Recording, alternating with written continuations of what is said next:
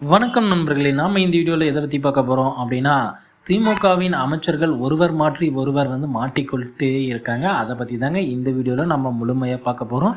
நீங்கள் நம்ம சேனலுக்கு புதியவர் அப்படின்னா நம்ம சேனலை சப்ஸ்கிரைப் பண்ணி வச்சுக்கோங்க. வாங்க வீடியோக்குள்ளே போகலாம். அமைச்சர் பொன்முடி பார்த்திங்கன்னா இப்போ ஒரு மிகப்பெரிய ஒரு கேஸில் மாட்டிக்கிட்டாருங்க. கிட்டத்தட்ட 28,000 கோடி ஊழல். என்ன அப்படிப்பட்ட கேஸ் அப்படின்னா, அதாவது செம்மண் பார்த்திங்கன்னா செம்மண்ணை கடத்திருக்காங்க. அரசுக்கு விரோதமாக கிட்டத்தட்ட 28 கோடி ரூபாய் மதிப்பிலான மண்களை பார்த்திங்கன்னா கடத்திருக்காங்க.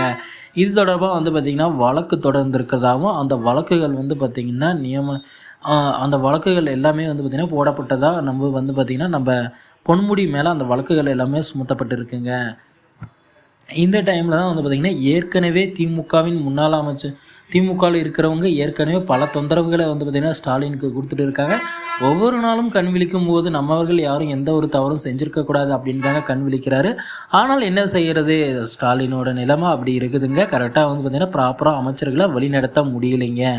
இதனால் பார்த்திங்கன்னா இப்போ செந்தில் பாலாஜி நிலைமையே பார்த்திங்கன்னா தலைக்கு மேலே வேலை இருக்க வெள்ளம் போகிற நிலையில் இருக்குள்ள பார்த்திங்கன்னா இன்னொரு அமைச்சர் மாற்றதா இந்த மாதிரி பார்த்திங்கன்னா இப்போ உடனடியாக அமலாக்கத்துறையினர் பார்த்திங்கன்னா நம்ம பொன்முடி வீட்லேயும் பார்த்திங்கன்னா நுழையிறதுக்கான வாய்ப்புகள் இருப்பதாக பார்த்திங்கன்னா செய்திகள் வந்திருக்குங்க.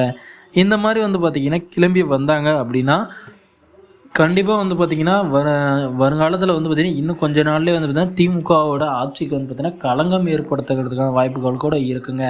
அப்படி நடந்தது அப்படின்னா திமுகவை பார்த்திங்கன்னா மீண்டும் ஆட்சி கட்டிலில் அமர வைக்க பார்த்திங்கன்னா மக்கள் யோசிப்பார்கள் அப்படின்ற மாதிரியான செய்திகள் வெளியிட்டிருக்காங்க. பொன்முடி பார்த்திங்கன்னா பொன்முடி மட்டுமல்லாமல் அவருடைய மகனும் இந்த விஷயத்தில் பார்த்திங்கன்னா ஈடுபட்டுள்ளதாக பார்த்திங்கன்னா செய்திகள் வெளிவந்திருக்குங்க.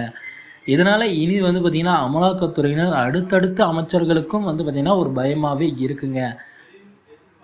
செந்தில் பாலாஜி பார்த்திங்கன்னா அவருக்கு இன்னும் விசாரணை நடைபெறலைங்க. விசாரணைக்கு 2 நாட்கள் தான் இன்னும் டைம் இருக்குது. இந்த டைமில் பார்த்திங்கன்னா அமலாக்கத்துறையினர் பார்த்திங்கன்னா உடனடியாக டெல்லி உச்ச நீதிமன்றத்தை பார்த்திங்கன்னா அணுகியிருக்காங்க. எங்களுக்கு நேரம் போதவில்லை, அதாவது கொடுக்கப்பட்ட நேரத்தில் பார்த்திங்கன்னா அவருக்கு சிகிச்சைக்கே பத்தலை, எங்களுக்கு இன்னும் நாட்கள் அதிகரித்து கொடுக்கணும் அப்படின்ட்டு பார்த்திங்கன்னா உச்ச நீதிமன்றத்தில் கேஸ் போட்டிருக்காங்க அமலாக்கத்துறையினர். தற்பொழுது பார்த்திங்கன்னா செந்தில் பாலாஜி விடுதலை அப்படின்னு தாங்க பொருள்படுமே.